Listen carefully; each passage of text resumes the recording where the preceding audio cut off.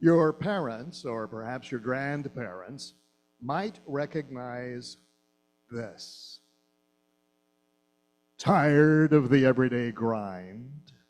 Ever dream of a life of romantic adventure? Want to get away from it all? We offer you escape. And then there was some dramatic music that played, and the mysterious voice continued, escape, designed to free you from the four walls of today for a half hour of high adventure. Well, that was the opening sequence of a radio drama from the 1940s, which aired for 6 or 7 years and captivated the attention of the nation.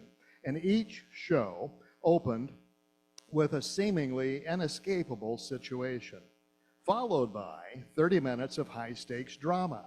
And the announcer's dramatic voice in Escape's opening moments pulled in millions of people, eager for a thrill-packed journey into the imagination. And the listeners might be living Ozzie and Harriet lives, but for a half hour, they could vicariously imagine themselves as Indiana Jones. Well, old-time radio is long gone, but you and I escape into stories every day, every week, every year. Our imaginations are always at work, creating worlds in which we are the heroes or the victims, worlds in which we experience pleasant dreams or disturbing nightmares. As I was working on this talk this week, I Googled articles about imagination, and I was surprised to see that most of what came up was how to encourage imagination in children. Now, that strikes me as bizarre. I'm not really sure children need any encouragement when it comes to imagination. After all, you can give a kid a toy truck with a forward and reverse motor, working headlights and turn signals, and he'll have more fun with the box the toy came in. That's because the toy just does what it does, whereas imagination gives that box unlimited potential. So, rather than encouraging imagination in children, perhaps it's we who need to reignite our capacity for imagining what could be. After all, as Picasso said, every child is an artist. The problem is staying an artist when you grow up. And likewise, Jesus admonished us to be as little children, meaning that we should keep our minds open to the seen and unseen possibilities that are all around us. Listen to this statement.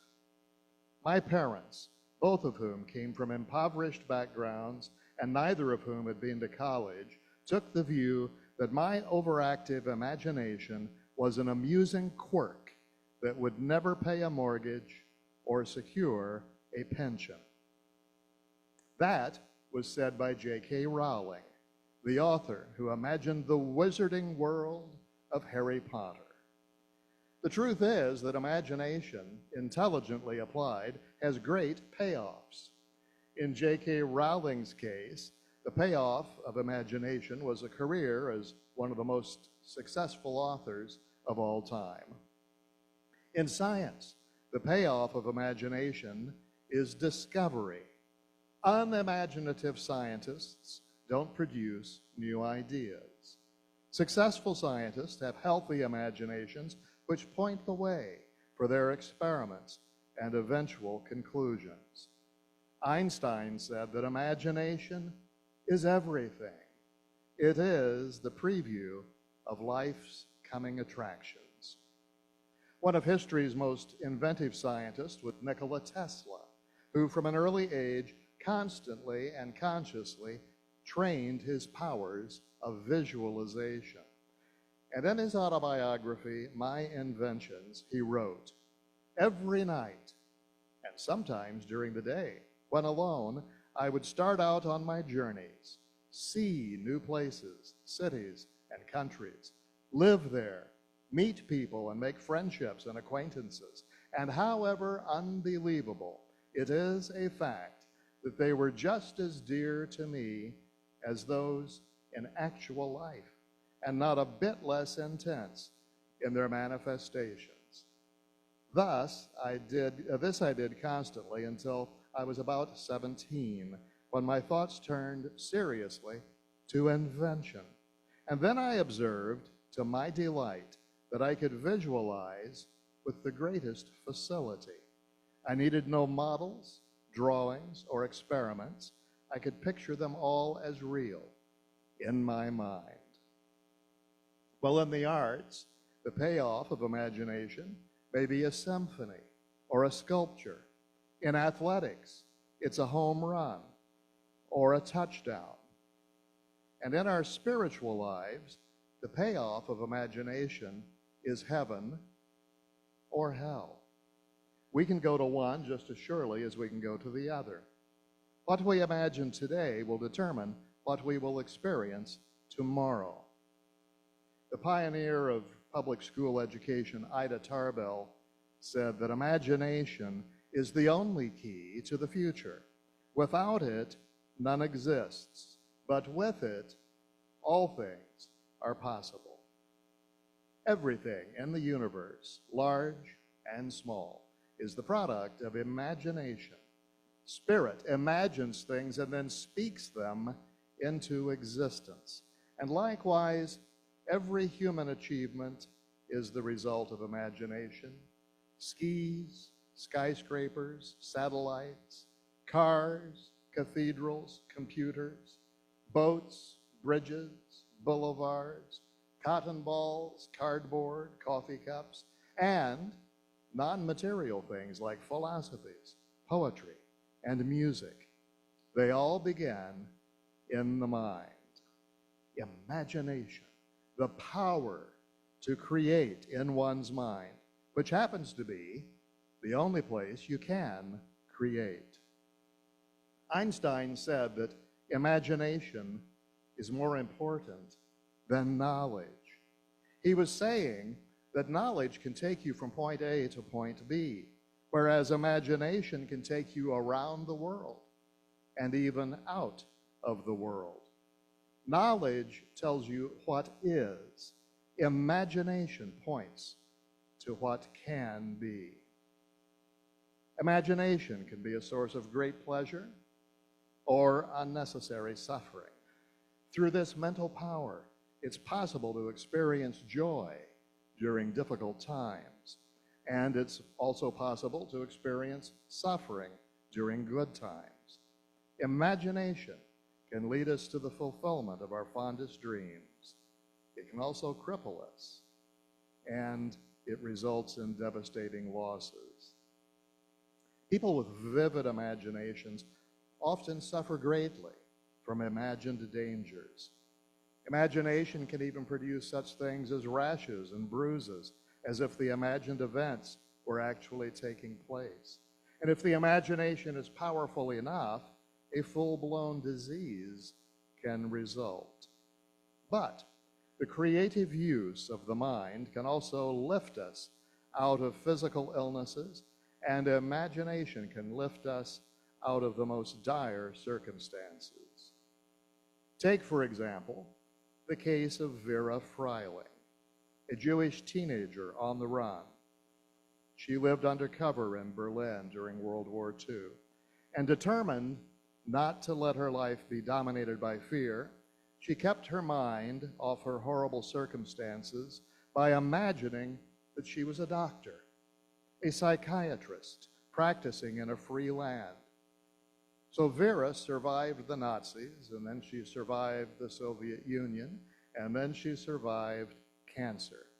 And then she came to the United States, where she not only fulfilled her dream of being a psychiatrist, but she became a member of the faculty of the San Francisco Medical School.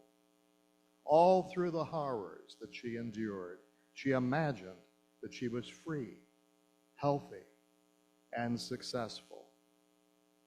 And it worked, because that's the way the universe works. Dr. Freiling said, imagination can help one transcend the insults life has dealt us. The more spiritually attuned we are, the freer we are to envision a better life. And the more open we are to the good that's always seeking to manifest, the more surely we will rise above any challenge. We've all had the experience of being focused on a problem for days or weeks, only to have the solution appear suddenly, as if from nowhere. This happens because the solution already exists in mind. And when we become receptive to the solution, it pops into our consciousness. So how can we deliberately focus our minds to produce works of art or inventions or better relationships or more abundance? Well, in this teaching, we have three major tools for accomplishing what we desire: spiritual mind treatment, visualization, and meditation. And all three of these involve the power of the imagination, the ability to see what we wish to see. Emile Coué, one of the pioneers of changing our circumstances by changing our consciousness, said, "Choose what you will, then let your imagination bring it to you." One dramatic example of the power of creative visualization is that of the Air Force Colonel George Hall. He was a POW locked in a North Vietnamese prison for 7 grueling years. And every day of his imprisonment, he played a full game of golf in his mind. Every day he saw himself playing well. And shortly after being released from the POW camp, he entered the Greater New Orleans Open and shot a 76. I'm not a golfer, but I do know that that's a very good score. And Colonel Hall explained that the real key to turning imagination into reality is acting as if the imagined scene were real, and the imagined result was already accomplished. Instead of pretending it's a scene from the future, imagine it as though you're experiencing it right now. We know that whatever you truly believe, you become. And if you truly believe and imagine that you are whatever you wish to be in the now, then reality must conform. Our problem is that we tend to look at our lives through the eyes of lack and limitation, seeing only what we don't have and dwelling on that. But that's also imagination at work. By focusing on lack, we extend it into the future. By dwelling on it now, we renew its lease into the future. Arnold Schwarzenegger, the 5-time Mr. Universe, 4-time Mr. Olympia, stated about his training, "As long as the mind can envision the fact that you can do something, you can. I visualized myself being there already, having achieved the goal already. It's mind over matter." Winning those bodybuilding championships was an incredible achievement. But Arnold, of course, didn't stop there. He went on to a successful movie career and then became the governor of California. You and I might never have imagined he could do that, but Arnold did. In the 1980 Olympics, the Russians conducted extensive testing of imaging techniques, and they split their athletes into 4 groups.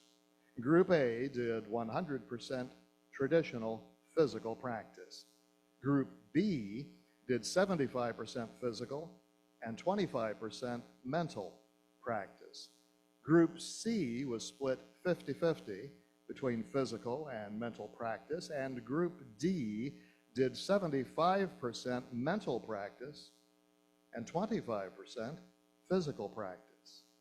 And after the games were over, these world-class athletes' scores were tallied. And those in Group D, the group that did 75% mental practice and 25% physical practice, that group had won the most medals. This knowledge that the power to imagine is more powerful than physical practice alone is being used everywhere these days, from medicine to the arts. Many famous musicians practice as often in their minds as they do with their instruments. Now, this power may reside in the imagination, but it is 100% real. You can prove it to yourself by taking one thing that's very important to you and imagining it as real in your life. Take time every day to get quiet and visualize what you want as your current reality. You have nothing to lose by applying this technique and everything to gain. Your creative abilities will blossom and flourish as you apply this practice to your life.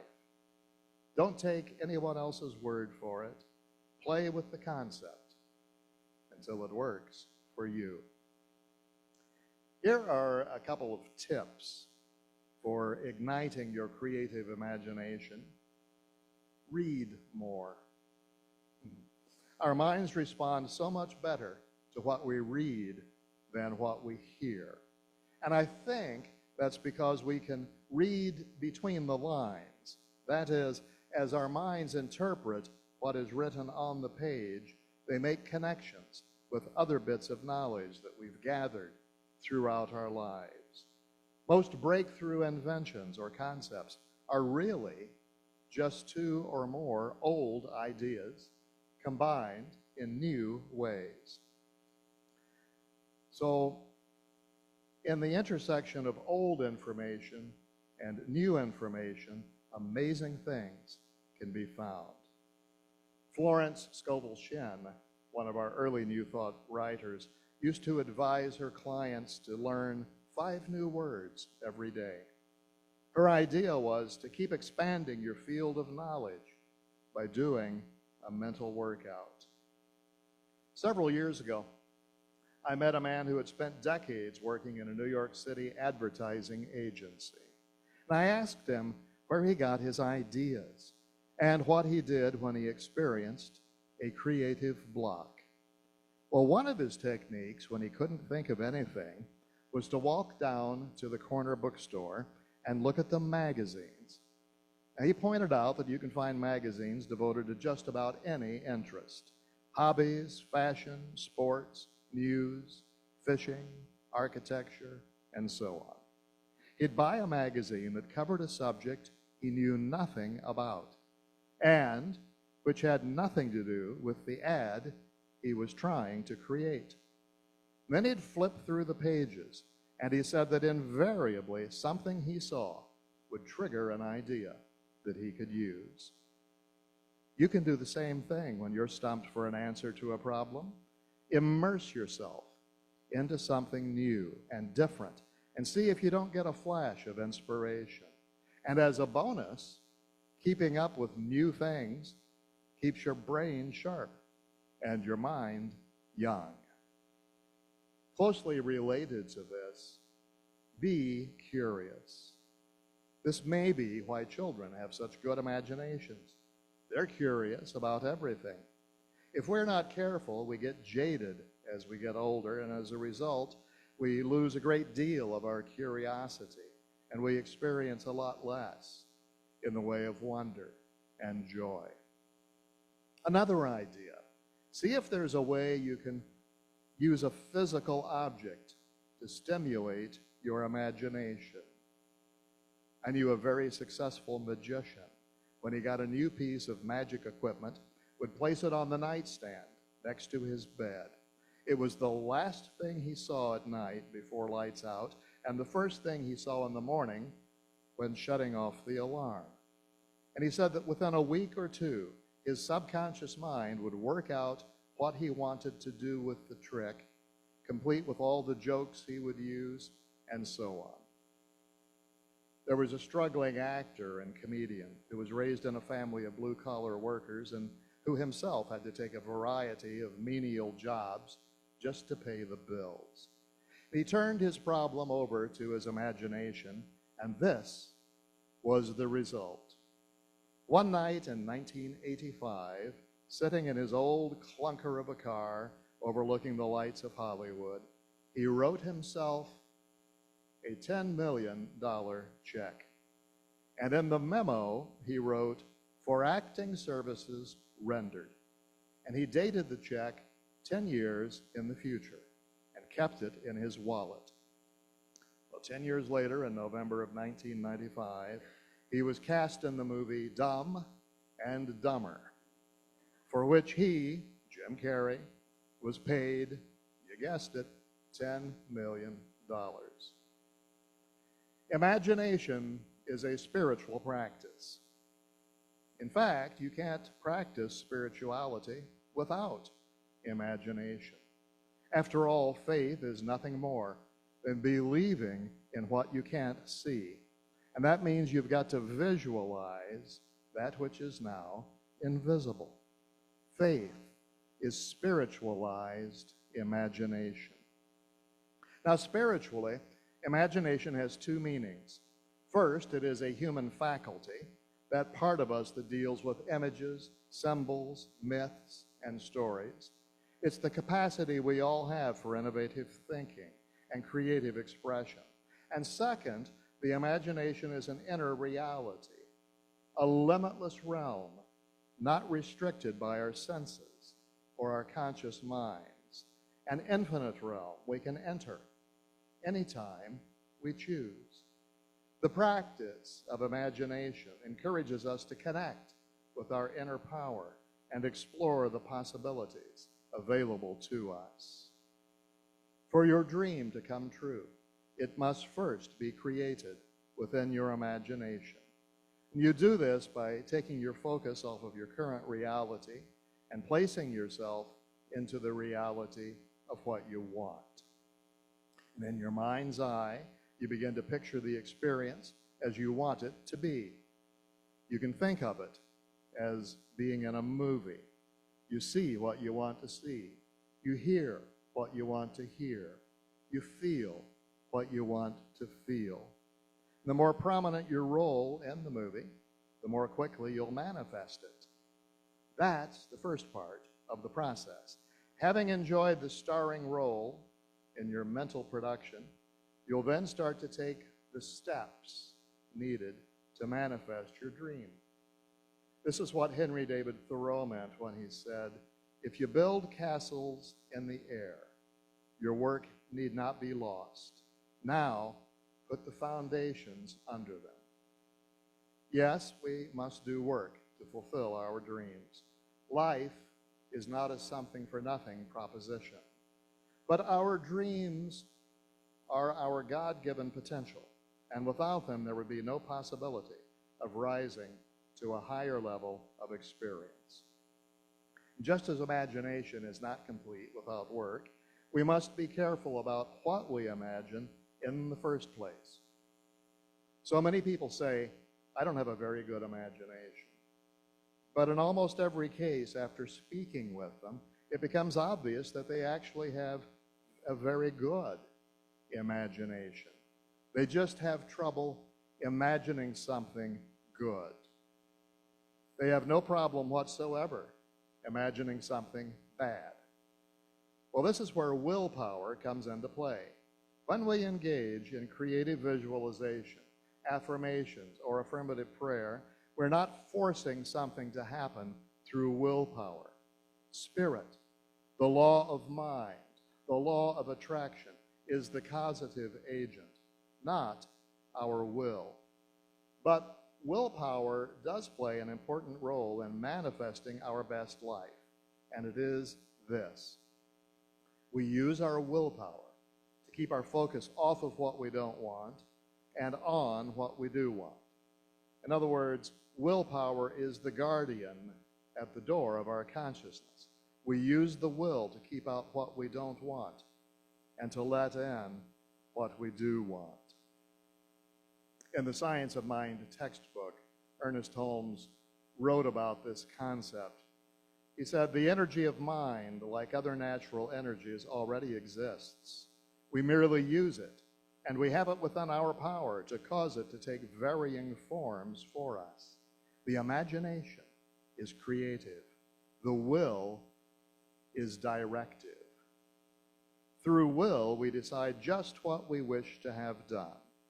The will holds attention to the mental viewpoint until the creative power has time to work through the law. The will is given to protect ourselves. Nothing should be allowed to pass into the creative currents of our thought until the will has first admitted it. The will must analyze, dissect, and then decide what it wishes the inner imagination to work on. True spiritual work will strengthen the will without exhausting the mind. If our mental work tires us, then we are using the will in the wrong way. As we should understand the proper use of the will, so should we understand the true meaning of concentration. To concentrate means focusing the mental attention on some definite and desired thought, image, idea, or thing. Concentration of thought is not an effort to compel, but the desire to permit the stream of creative energy to take definite form. We concentrate our attention. The law creates the form. The moment we place thought, imagination, will, and concentration where they rightly belong in the creative order, after the intellect has made this decision, the imagination is called into play, and the game of living commences. It is the job of the will to determine that to which the imagination is to respond. George Bernard Shaw, being a professional wordsmith, said much the same thing, more succinctly. Imagination is the beginning of creation. You imagine what you desire. You will what you imagine. And at last, you create what you will. I mentioned a few moments ago that imagination is a spiritual activity. It is the creative spark of Genesis. Spiritual law always acts upon our imagination and turns it into our reality. Imagination and manifestation are inseparable. As Holmes put it, to imagine without the power to manifest such imagination would be to remain in a dream world which would never come to self-realization. So let your mind run free and imagine your world as you'd like it to be. To paraphrase the Apostle Paul, whatever is true, whatever is honorable, whatever is right, whatever is pure, whatever is lovely, if there is any excellence and anything worthy of praise, let your mind imagine these things. Imagine good things happening in your life. Imagine good things happening in your world. Imagine good things happening in this center. It's your mind, so why not use it to empower yourself and others? Once again, we're in the holiday season. Take a moment to remember how you experienced it as a child.